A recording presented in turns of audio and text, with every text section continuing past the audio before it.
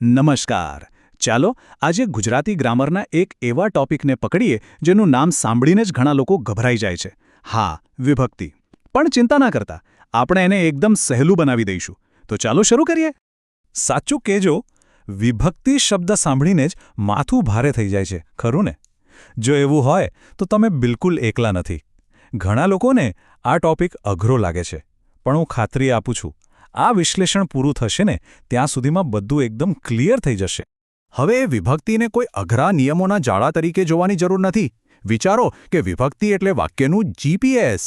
જેમ આપણે કોઈ અજાણ્યા શહેરમાં હોઈએ અને જીપીએસ આપણને સાચો રસ્તો બતાવે, બસ એ જ રીતે વિભક્તિ વાક્યમાં દરેક શબ્દને એની સાચી જગ્યા અને એનો સાચો મતલબ આપે છે.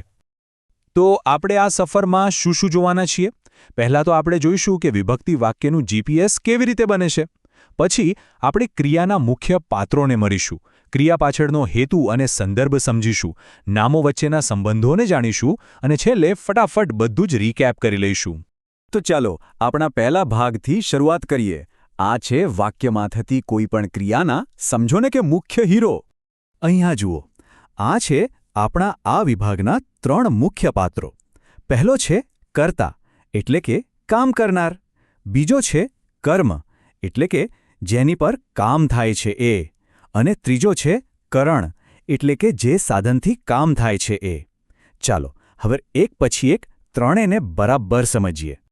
ઓકે, તો સૌથી પહેલા આવે છે કર્તા. કર્તા એટલે બીજું કંઈ નહીં, બસ જે ક્રિયા કરે છે એ. એને શોધવાની એકદમ સિમ્પલ ટ્રીક છે. વાક્યને પ્રશ્ન પૂછો, કોણ? ઉદાહરણ તરીકે, રામજી લાકડા કાપે છે. હવે પૂછો, કોણ લાકડા કાપે છે? જવાબ શું મળ્યો? રામજી. બસ, તો રામજી થયા આપણા કર્તા. કર્તા તો મળી ગયા. હવે વારો છે કર્મનો. કર્મ એટલે એ વસ્તુ કે વ્યક્તિ જેના પર ક્રિયાની અસર થાય. એને શોધવા માટે પ્રશ્ન પૂછવાનો, શું? જેમ કે આ વાક્ય જુઓ, કોસા વાર્તા સાંભળે છે. હવે પૂછો, કોસા શું સાંભળે છે? જવાબ મળ્યો, વાર્તા. તો વાર્તા આપણું કર્મ થયું. હવે આમાં એક મજાની વાત છે. ક્યારેક વાક્યમાં એક નહીં પણ 2 કર્મો હોય છે. ગભરાશો નહીં, એ પણ સહેલું છે. જે મુખ્ય કર્મ છે એને શોધવા માટે તો આપણે શું જ પૂછીશું. જેમ કે મહારાજ શાક પીરસે છે. શું પીરસે છે? શાક. પણ એક બીજું કર્મ પણ છે જેને આપણે ગૌણ કર્મ કહીએ છીએ.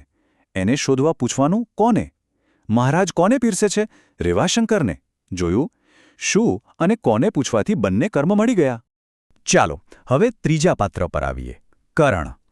કરણ એટલે ક્રિયા કરવા માટે વપરાતું સાધન અથવા ઓજાર. એકદમ સિમ્પલ.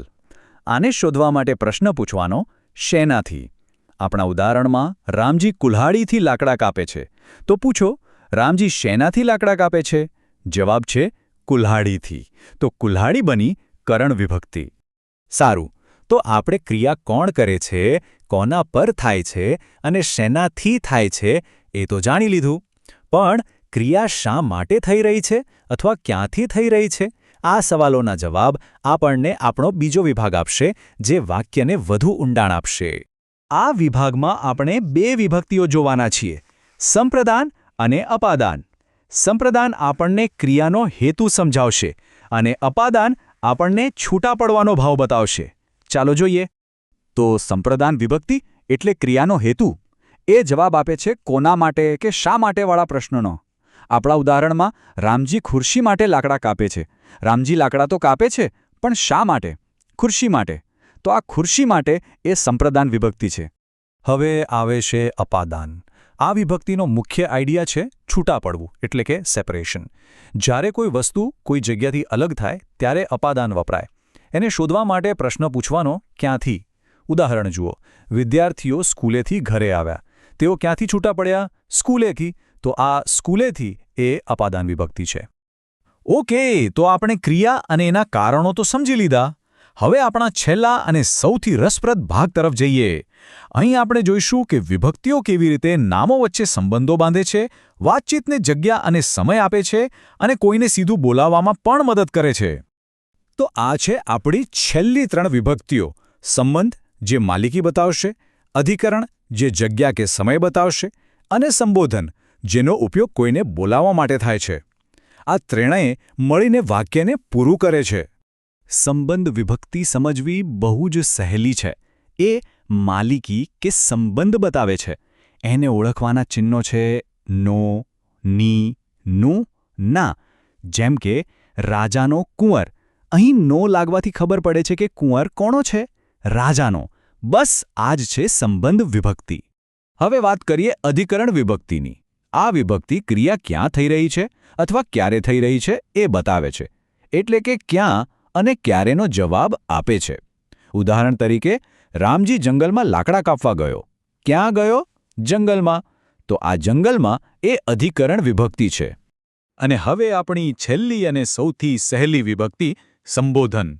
જ્યારે આપણે કોઈને સીધું નામ દઈને કે કોઈ શબ્દથી બોલાવીએ ત્યારે સંબોધન વિભક્તિ વપરાય. જેમ કે હે ઈશ્વર કે પછી અરે ભાઈ સાંભળતો ખરો. આમાં હે ઈશ્વર અને અરે ભાઈ એ સંબોધન છે. વાહ! આપણે 8 વિભક્તિઓને સમજી લીધી. હવે સમય છે આ બધી માહિતીને એક જ જગ્યાએ ભેગી કરવાનો. એક એવી માસ્ટર ચીટશીટ બનાવવાનો જે હંમેશા કામ લાગે. ચાલો તો ફટાફટ આ માસ્ટર ટેબલ પર એક નજર નાખી લઈએ. પહેલી કર્તા, સવાલ કોણ. બીજી કર્મ, સવાલ શું અથવા કોને. ત્રીજી કરણ, સવાલ શેનાથી. ચોથી સંપ્રધાન, સવાલ કોના માટે. પાંચમી અપાદાન, સવાલ ક્યાંથી. છઠ્ઠી સંબંધ, ઓળખ નો, ની, નું, ના. સાતમી અધિકરણ, સવાલ ક્યાં કે ક્યારે. અને આઠમી સંબોધન, એટલે કે કોઈને બોલાવવું. બસ આ ટેબલ યાદ રાખી લો એટલે વિભક્તિ તમારી મુઠ્ઠીમાં. તો જોયું, વિભક્તિ સમજવી ખરેખર અઘરી નથી. આખી વાત નિયમો ગોખવાની છે જ નહીં, બસ સાચો સવાલ પૂછવાની છે. જો તમે સાચો સવાલ પૂછતા શીખી ગયા તો સમજો કે વાક્યનું જીપીએસ તમારા હાથમાં આવી ગયું. તો હવે પછી જ્યારે પણ કોઈ ગુજરાતી વાક્ય સામે આવે ત્યારે માત્ર શબ્દો નહીં પણ એ શબ્દોની પાછળ છુપાયેલા સંબંધોને પણ સમજવાનો પ્રયત્ન કરજો. આ સમજ સાથે ભાષાની મજા જ કંઈક અલગ આવશે. હવે સવાલ એ છે કે તમે વાક્યમાં સૌથી પહેલાં કઈ વિભક્તિને ઓળખવાનો પ્રયત્ન કરશો?